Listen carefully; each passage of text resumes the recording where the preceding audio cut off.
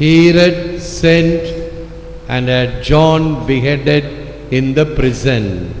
மத்தேயு 14:10. ஏரோது ஆள் அனுப்பி சிறையிலிருந்த யோவானின் தலையை வெட்டச் செய்தான். இது கிறிஸ்து வழங்கும் வாழ்வு தரும் நற்செய்தி. கிறிஸ்துவே உமக்கு புகழ். இயேசுவில் அன்பார்ந்த சகோதர சகோதரி, அன்பார்ந்த பிள்ளைகளே, அன்பார்ந்த தொலைக்காட்சி நேய விசுவாசிகளே, பீட்டர் கிறிசோலாகோஸ், நாம் நேற்று முன்தினம் அவருடைய திருவிழாவை கொண்டாடினோம். அவர் எழுதிய வார்த்தைகள்: The house changed into an arena, table changed to a stand at the amphitheater, birthday guests turned into spectators, feast turned into an uproar, food into carnage, wine into blood, birthday into a funeral, sunrise into sunset, banquet became a bloody murder, and the musical instruments began to play the tragedy of the ages. வீடு விளையாட்டரங்கானது, மேஜை அரங்க மேடையானது, பிறந்த நாள் விருந்தினர்கள் காட்சி காணும் ரசிகர்களாக மாறினர். விருந்து அவல சத்தமானது, உணவு கெட்டு போனது, திராட்சை ரசம் இரத்தமானது, பிறந்த நாள் இறந்த நாளானது, சூரிய உதயம் அஸ்தமனமானது, உணவு கூடம் கொலைக்களமானது, இசைக்கருவிகள் காலத்தின் துக்க இசையை இசைக்க ஆரம்பித்தன. யோவான் அருளப்பர், ஸ்நாபக அருளப்பர், த பாப்டைசர், ஜான் த பாப்டைஸ்ட் என்று அழைக்கக்கூடிய இந்த நபர் இயேசுவுக்கு முன்னோடியாக வாழ்ந்தவர். வாழ்க்கையிலே எப்படிப்பட்ட துணிவு இருக்க வேண்டும், யாருக்கும் அஞ்சாத நெஞ்சம் கொண்டு இருக்க வேண்டும். அப்படி உலகில் இருப்பவர்கள் மிக மிக குறைவுதான். அபூர்வமாக நம்முடைய பாரதியாரை எடுத்துக்கொள்ளலாம். அச்சமில்லை அச்சமில்லை என்ற வார்த்தைகள் நமக்கு நன்றாக தெரியும். யாமார்க்கும் அடியல்லோம், நமனை அஞ்சோம், பரிபூரணனான அந்த சர்வேஸ்வரனையே அஞ்சுவோம் என்று அந்த இந்து மனிதர் எவ்வளவு தூரம் வைராக்கியமாக இறைவனுக்கு மட்டும்தான் நான் தலை வணங்குவேன், வேறு எந்த அடக்குமுறைக்கோ அதிகாரத்திற்கோ பயத்திற்கோ அல்ல என்று சொன்னவர். அப்படித்தான் இன்னும் மிக பெரியவர்கள், அவர்கள் எல்லாம் சரித்திரத்தில் நிலைத்து நிற்கக்கூடியவர்கள். காந்தியடிகள் இந்த ஆங்கிலேயர்களுடைய அடக்குமுறைக்கோ அச்சுறுத்தலுக்கோ பயந்தவராக இல்லை. ஆங்கிலேய சாம்ராஜ்யத்தையே எதிர்த்து நின்றவர். அரைகுறை ஆடையுடன், இதுதான் இந்திய மக்களின் ஆடை என்பதை அணிந்து வேட்டியும் துண்டுடன் தான் அவர் எந்த அரசவைக்கு சென்றாலும் அதே ஆடையுடன் தான் சென்றார். அதே போன்று பகத்சிங், இப்படி ஏராளமானவர்கள், கொடிகாத்த குமரன், நிறைய சொல்லலாம், வீரபாண்டிய கட்டபொம்மன், இப்படி நிறைய பேரை சொல்லலாம். இவர்கள் எல்லாம் தைரியத்துடன் வாழ்ந்தவர்கள். அடக்குமுறைக்கு அஞ்சுவது இல்லை, அது கோழைத்தனம், மனிதனுக்கு இருத்தல் ஆகாது. மனிதன் நன்மையானவர்களுக்கு நேரடியாக இருக்க வேண்டும். இங்கொன்று அங்கொன்று, இரட்டை நாக்கு, இரட்டை வேடம், பொய் வேடம், முகமூடி, கோழைத்தனம், இவைகள் எல்லாம் ஒரு சாதாரண மனிதனுக்கே இருக்கக்கூடாது.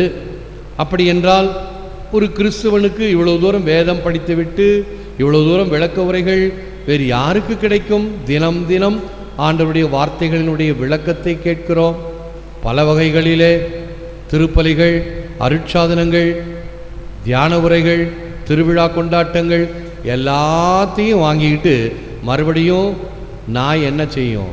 சாப்பிட்ட பிறகு போய் கக்கும், கக்குனதையே திருப்பி தின்னும். அப்படிப்பட்டவர்களா நாம்? இல்லையே.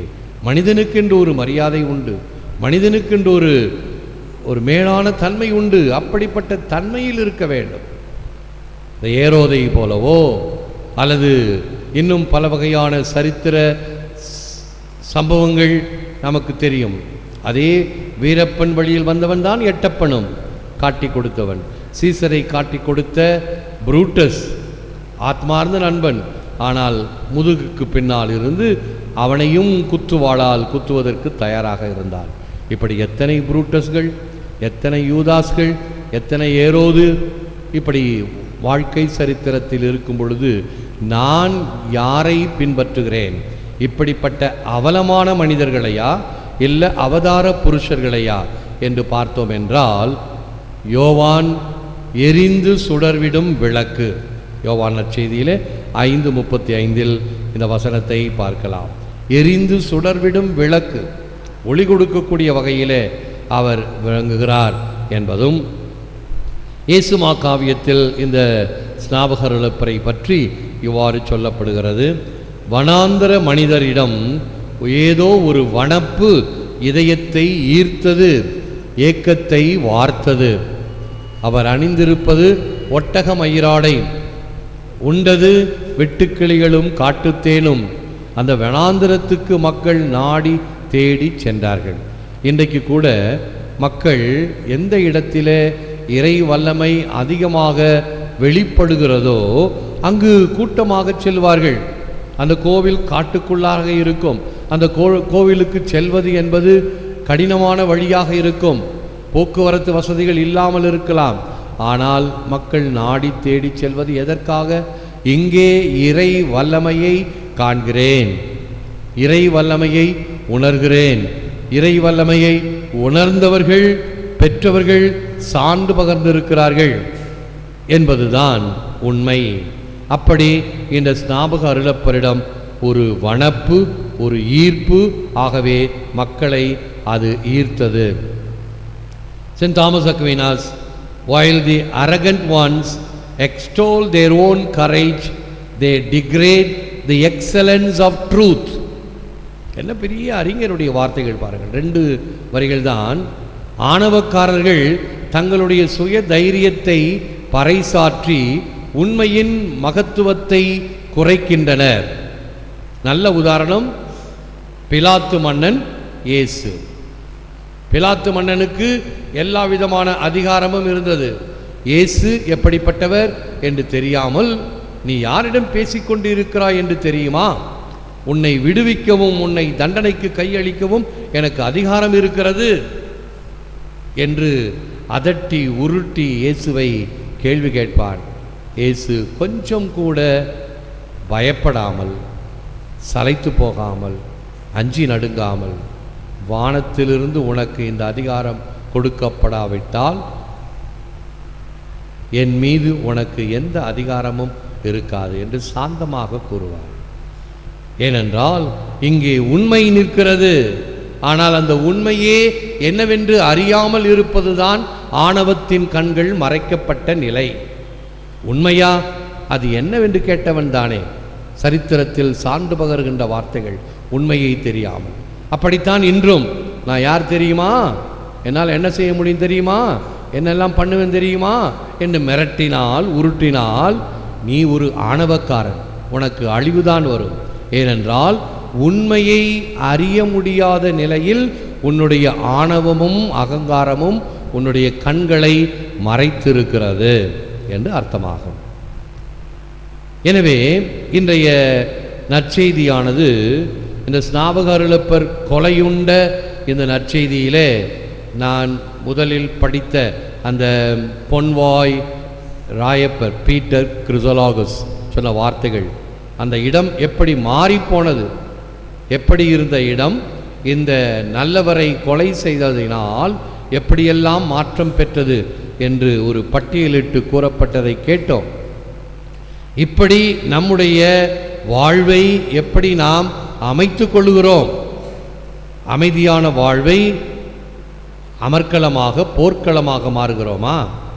இன்றைக்கு நாம் எல்லாம் மிக மிக விரும்பி செல்கின்ற இடம் த ஹோலி லேண்ட், புண்ணிய பூமி, இயேசு பிறந்த இடம், இயேசு வாழ்ந்த இடம். ஐயோ, அதை தரிசிக்க வேண்டும் என்று வயதான காலத்தில் எப்படியாவது இறப்பதற்கு முன்னால் சென்று தரிசித்து விட வேண்டும் என்று வயதானவர்கள் எல்லாம் சேர்த்து வைத்த சொத்தையெல்லாம் காசையெல்லாம் செலவழித்து குச்சி ஊண்டிக்கொண்டு நடந்து செல்கின்ற காட்சிகளை புனித தலத்தில் காணலாம். ஆனால் அங்கு இருப்பவர்கள் அடித்து கொண்டும் ஒருவரை ஒருவர் சாகடித்து கொண்டும் இரத்த வெள்ளத்தில் இருப்பது புனித நாடு. இதைத்தான் நகை முரண் ஐரணி என்று சொல்லலாம். உலகிற்கெல்லாம் மீட்பு கொண்டு வந்த அந்த நிலத்திலே அந்த மக்களுக்கு மீட்பும் இல்லை, சமாதானமும் இல்லை. இரத்தப்பழி தினம் தினம் அரங்கேறுகிறது. எப்பொழுது இறைவனை உன் உள்ளத்தில் ஏற்றுக்கொள்ள தயங்குகிறாயோ, மயங்குகிறாயோ, மருளுகிறாயோ, உனக்கு இரத்தப்பழிதான் மிஞ்சும். மாறாக இயேசுவை ஏற்றுக்கொண்டவர்களுக்கு வாழ்வு கிடைக்கும் என்பதில் நாம் ஆர்வம் கொள்வோம், உறுதி பூணுவோம். முழந்தால் இருப்போம், செபிப்போம். ஆண்டவராகிய இயேசு கிறிஸ்துவே, உம் நற்செய்தியின் உண்மைக்கும் உம் அன்பின் அருளாசிருக்கும் சான்று பகர்தலில் என்றும் தளராது இருக்க திடமான விசுவாசத்தையும் தைரியத்தையும் எனக்கு தாரும். உமது அரசில் உம்மோடு வாழும் முடிவில்லா வாழ்வின் மகிழ்ச்சியும் நம்பிக்கையும் தாரும். எல்லாம் வல்லவரே, நல்லவரே, உம்மை போற்றுகிறோம், புகழுகிறோம், நன்றி கூறுகின்றோம், ஆராதிக்கின்றோம். தேவரீதாமே இந்த நற்கருணையிலே எமக்காக வீற்றிருக்கின்றீர். உமக்கே நன்றி, துதி, தோத்திரம், புகழ் உண்டாவதாக. வாழ்வது நானல்ல, என்னில் கிறிஸ்து நீரே வாழ்கின்றீர் என்ற மனநிலையிலே நாங்கள் எதற்கும் அஞ்சாது, உம்முடைய விழுமியங்களை கடைபிடிப்பதிலே துவளாது, கொஞ்சம் கூட களைப்புறாது, சோர்ந்து போகாமல் என்றும் உம்முடைய துணையை நாடி அந்த துணையினால் உம்முடைய காரியங்களை, உம்முடைய நற்செய்தியை அறிவிக்கக்கூடிய, செயல்படுத்தக்கூடிய, சான்று பகரக்கூடிய வாழ்வாக எங்கள் வாழ்வு அமையச் செய்திருளும். இதனால் உம்முடைய வார்த்தைகள், உம்முடைய திருவிருந்து, உம்முடைய அருட்சாதனங்கள் எங்களுக்கு உதவி செய்வனவாக. ஏற்று வரமருளும் இறைவா, காக்கும் கரங்களினால். ஆமேன், ஆமேன்.